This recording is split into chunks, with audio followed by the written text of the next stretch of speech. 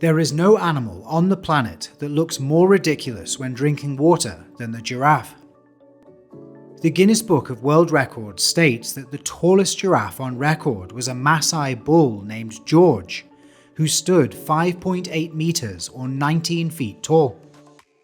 The legs of the giraffe alone are commonly cited as being 6 feet or 1.8 meters long, which is the same height as a newborn giraffe according to National Geographic. In terms of weight, multiple sources suggest the largest giraffe on record weighed over 4,000 pounds. However, the majority of sources suggest the giraffe usually weighs up to 3,000 pounds, which in terms of other charismatic megafauna is less than elephants, the common hippo, and almost every rhino species, with the exception of the black rhino, which is roughly the same weight.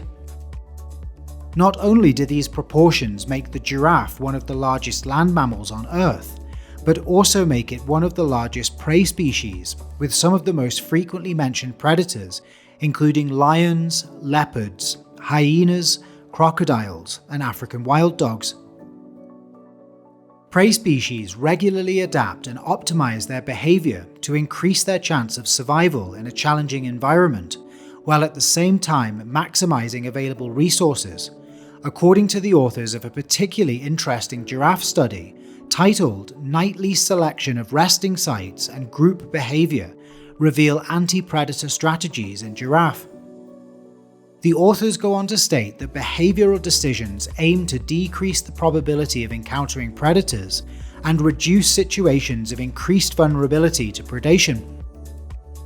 However, other behaviors such as foraging competition or reproduction-associated behavior can lead to decisions opposed to predator avoidance. For example, congregating at a waterhole often leads to an increased probability of predator attacks, predominantly by African lions, and the aforementioned drinking posture of the giraffe makes them particularly susceptible to attack. Sleeping is another behavior which is associated with increased predation risk, and different species employ different mitigation strategies. The study's introduction points out that little is known about giraffe nocturnal activity behaviors in the wild, including their nightly anti-predator strategies, such as decisions for resting sites, vigilance behavior within the social group, and their sleep behavior. So, the authors set out to explore giraffe nocturnal behavior to better understand their behavioral decisions and inform effective conservation actions to protect their key habitat and ecological needs. The study area was a 10,000-hectare private farm known as Okapi Ranch, located in central Namibia, and described as a typical arid savanna with mixed woodland-grassland ecosystem, with both natural and artificial waterholes, providing permanent access to water for all wildlife on the farm. Predators on the ranch included leopards and cheetahs, but lions were not present. The field study was carried out over 2 seasons, wet and dry, between 2016 and 2017. The results of the study were broken down into 2 sections: group behavior and resting sites, and photo period and season. During the daytime, Angolan giraffe moved in fission fusion groups of up to 25 individuals, with only adult males observed alone or in single-sex groups. At dusk, giraffe were generally observed walking in one direction, likely in search of a resting site. The observed group usually stopped at sunset, and giraffe alternated their social role in the group by switching between active, usually feeding or standing, lying, and rapid eye movement sleep posture, or RSP. Simultaneous RSP events within the group were rarely observed, with a maximum of 3 individuals at any one time in RSP, and during the recording time at least 3 animals remained vigilant, while the others lay down and slept, indicating guarding behavior. Group size varied from 3 to 12 individuals, and resting sites were characterized by either open areas surrounded by a few single trees, or by areas with somewhat denser vegetation, surrounded by small and sparse bushes, smaller in height than a standing giraffe. Body imprints were usually located in proximity to single trees or bushes, and the size of the imprints indicated that older individuals were positioned on the periphery of the resting sites. Photoperiod had a major impact on activity and group dynamics, with giraffe spending less time walking and more time lying after sunset. Activity then differed considerably between the wet and dry seasons. After sunset, time spent active was 25.8% in the dry season and 48% in the wet season. Time spent lying was 68.2% in the dry season and 49.9% in the wet season, and time spent in rapid eye movement sleep posture, or RSP, was 6% in the dry season and just 2.1% in the wet season. The season also had a significant impact on the length of RSP events, with mean duration in the dry season not far off double that in the wet season. The researchers state that our findings clearly show that almost no RSP event occurred during daytime, and that these findings underline the role that change in light may trigger resting behaviour in giraffe, which may be species specific. Other research showed that light and sunset played no significant role in sleep onset in African elephants, but that environmental conditions, i.e. ambient air temperature and relative humidity, had a larger impact.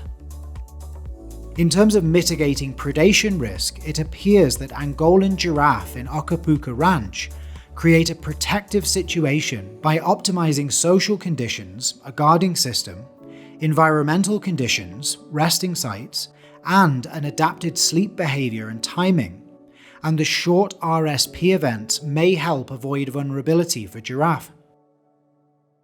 This study was published in 2020, when the giraffe was considered by many to be a single species. Fast forward 5 years to August of 2025, and a report by the IUCN's Giraffe Taxonomy Task Force, which sounds awesome, now recognizes 4 giraffe species, 3 of which have subspecies, and another report named State of Giraffe, also published in 2025 by the Giraffe Conservation Foundation, gives population breakdowns for each of these newly designated species. The IUCN task force used the traffic light system, which they define as a structured methodology that assesses taxonomic distinctiveness based on converging lines of evidence, that considers phenotypic traits or physical characteristics, genetic divergence, and biogeographic patterns to assign each taxon a level of distinctiveness. Before we cover these newly defined species, we'll quickly touch on conservation status and previous population estimates.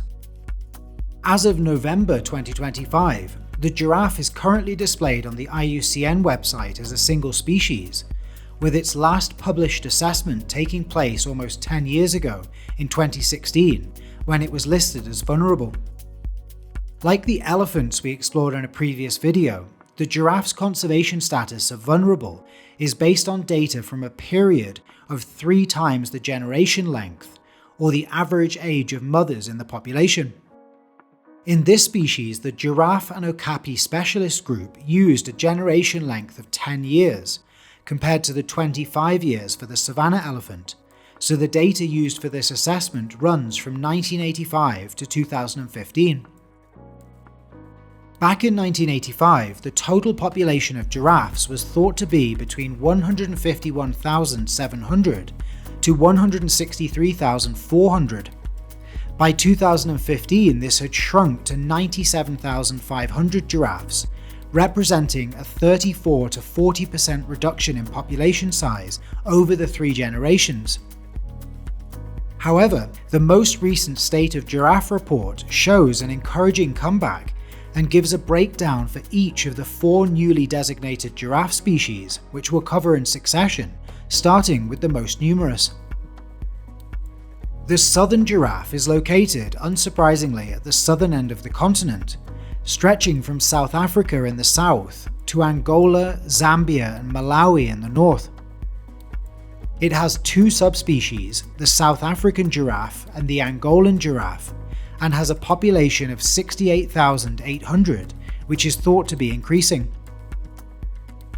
To the north, the range of the Maasai giraffe is found mostly within Tanzania and Kenya. It also has two subspecies, the Maasai giraffe and the Luangwa giraffe, found in Zambia, and has the second largest population size, estimated to number just over 43,000, a population that is thought to be stable. Heading northeast, the reticulated giraffe is found between Kenya, Somalia, and Ethiopia.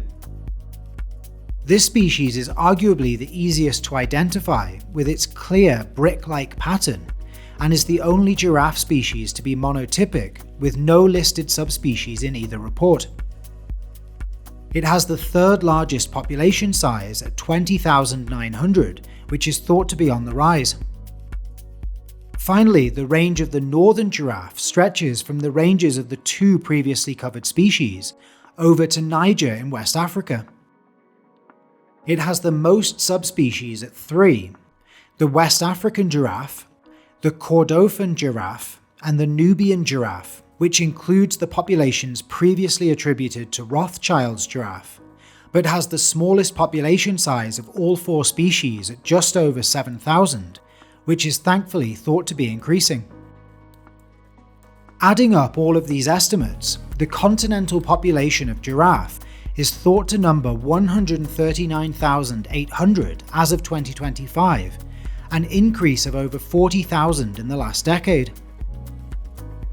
One of the most distinctive features of the giraffe, which is present in both males and females, is their skin and fur-covered protrusions known as ossicones, a feature they share with their closest relative, the Okapi. However, it is only the males of this species that exhibit these horn-like features. What the female Okapi lacks in forehead accessories, however, they more than make up for in size, being both heavier and taller than their male counterparts. The largest female Okapi can weigh not far off 800 pounds, and the males lag behind by roughly 200 pounds according to San Diego Zoo. In terms of height, the Okapi is significantly smaller than the giraffe, with most sources suggesting that this species stands around 1.5 to 1.7 meters at the shoulder, or no more than 5.5 feet, likely standing a little over 6 feet tall at the top of the head, or the same as a newborn giraffe. The Okapi possesses one of the most unique appearances of all ungulate species, exhibiting legs and a rump more similar to those of a zebra, although they are not closely related, a beautiful reddish-brown body and neck, and a particularly long prehensile tongue that they use to grab leaves and branches. This species is found exclusively in forest habitats and is present between 450 to 1500 meters, and is now extant in a single country, the Democratic Republic of Congo, confined to the northeastern corner of the country, and is now considered to be extinct in Uganda, where it once existed. It is this distribution in one of the world's most unstable areas that makes monitoring this incredible species particularly difficult. There are horror stories of militia attacks on the Okapi Wildlife Reserve, which I'll omit from this video, but include a link to in the description if you'd like to learn more.